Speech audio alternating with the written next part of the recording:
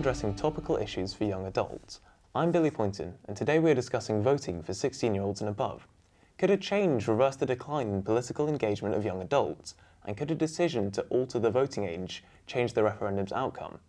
With me to help tease out the issues are Priscilla Mensah, President of the Cambridge University Students' Union, and Dr. Julian Huppert, academic and former MP for the City of Cambridge. Welcome to you both. Now, Priscilla, will lowering the voting age actually change the outcome of the EU referendum? I think we have to be very clear that we don't know. I think we often make assumptions as to how young people will vote. But actually, if we're looking at past experiences, for example, with the Scottish referendum, what we find is that we don't know necessarily how young people will vote, and that various different factors will actually influence the way they do vote. And so we shouldn't make assumptions that they could vote one way or the other. What's your take on this? Well, I think Priscilla's absolutely right, but it's also in some ways beside the point how young people would vote. The point is that they should have the right to vote. It's not that they should vote the way I think they should vote, it's the way they want to. I've never understood in more than 20 years campaigning on this issue why we don't let 16-year-olds have their say. Yes, 16-year-olds will see things differently from 70-year-olds. But 16-year-olds are going to be more affected by decisions that we make because they're going to be suffering the consequences or reaping the benefits for a lot longer than a 70-year-old. So I think it'd be really good to just let 16-year-olds have that vote, whatever they're going to say. We separately should have much better citizenship education, much better engagement, so that they will be informed about how they vote. But it's their choice, just like all the rest of us. And how might enfranchising 16-year-olds change the political landscape? I think it could change it significantly. I think if we look at the ways in which politicians and policies have taken from the young or made decisions on behalf of the young that have been detrimental, we wouldn't really see that anymore. Going back to Julian's point, I was 17 when, in 2010, I didn't get the right to vote. I was denied the right to vote, and the Conservative Party came into force, and I was the first year to pay £9,000.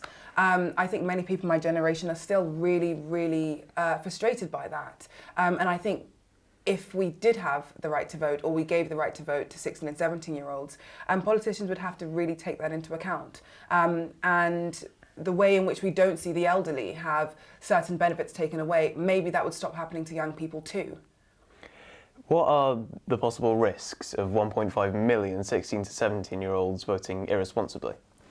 I don't see, or rather maybe to turn your question around, what are the risks of 20 million people voting in an election? You know, people could vote irresponsibly. This is not something that is specific to 16 and 17-year-olds. For example, the Scottish referendum, a poll showed that 74% of 16 and 17-year-olds felt they had enough information to vote in the referendum.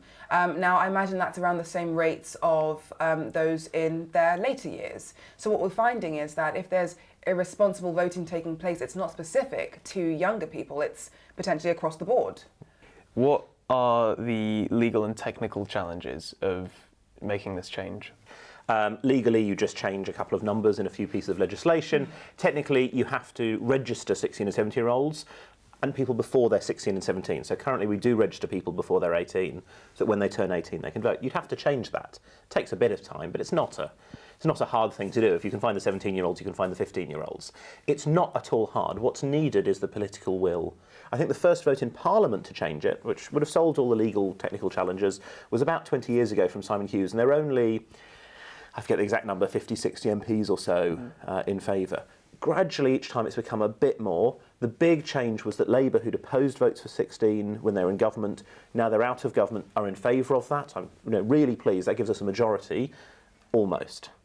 We now just need to get the Conservatives to agree, and I think that will happen. And I think young people can contact Conservatives and say, why is your party not letting 16-year-olds have a say? I think they'll change their minds really soon, actually. Is it mainly the Conservatives that are opposed to this idea of changing the voting age? In terms of MPs, absolutely yes. There's, I think Labour still has a few who disagree, but the vast majority of Labour are in favour. I think all the Lib Dems, Greens are in favour. I'm not sure about all the Irish parties. I think the SNP are strongly in favour. So the Conservatives are the only large bloc. So Priscilla, the NUS claim that it will increase potential engagement. Do you agree? I think it could. And I also think that we shouldn't make assumptions about the engagement of 16 and 17-year-olds. The truth is that we just don't know because they're not having the right to vote currently. But what we do know is that from past experience, like I've said, we have seen pretty spectacular turnout, really. And I think from studies that have been done, they say that starting and allowing young people to vote when they're in a steady environment, i.e. living at home before university and travelling, for example, they're more likely to carry these voting habits into their later life. And I think that's a pretty good sign. Julian, do you have a take on this? Yeah, no, I mean, I think it's absolutely right that if we give younger people the chance to have a say, they will take it. They are interested in many ways.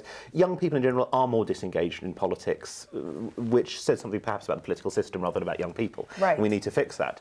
But saying to a 17-year-old who may, almost be 18, there's lots of things you can do with your life. You're an adult. You can, work. You can join the army. You can get married. You can do all sorts of things. But vote? No, we can't let you vote. That doesn't encourage people to think the system's working for them. And what it does is it increases disaffection. It increases that sense of separation.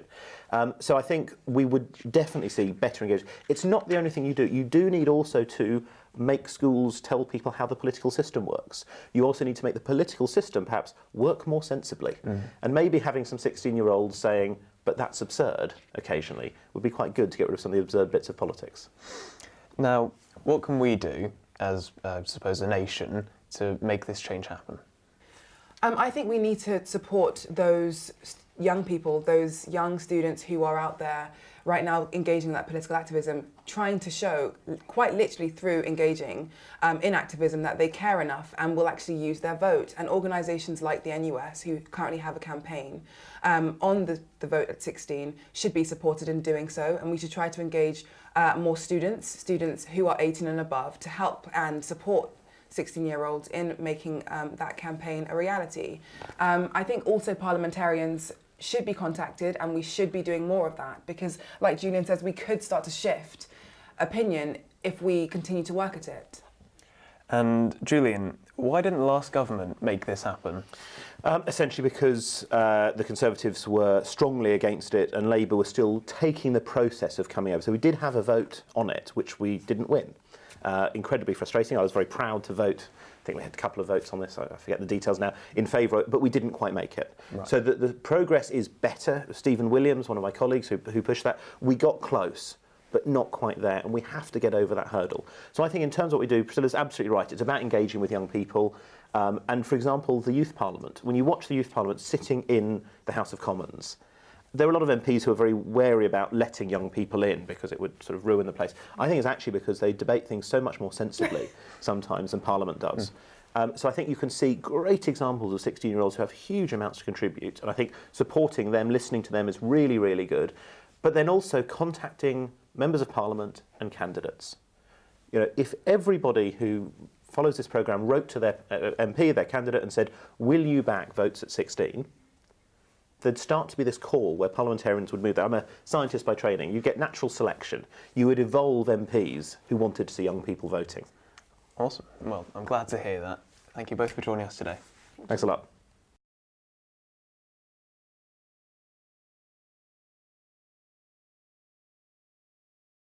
With me is Ollie Snelling. And Ollie, if you'd like to introduce yourself. Hi, I'm Oliver Snelling, and I'm 15 and I'm a student at Bassingbourn Village College. Now, what is your take on voting for 16-year-olds? Are you for or against it, or split opinion? Split opinion. Some ways I'm for, as we are the future generation and it will have a big effect for most of our lives than someone who is 70 or something. However, we are also very influenced by media and biased information that we are given on social media. Like, we are the generation that's been brought up with social media. People don't realise how easy it is to be influenced. I've been influenced. You go on there and you see photos of things. It's the same principle as people being anorexic. People see these photos, people want to be like that, or people don't want that, and so they just go by what they see. They don't research it enough.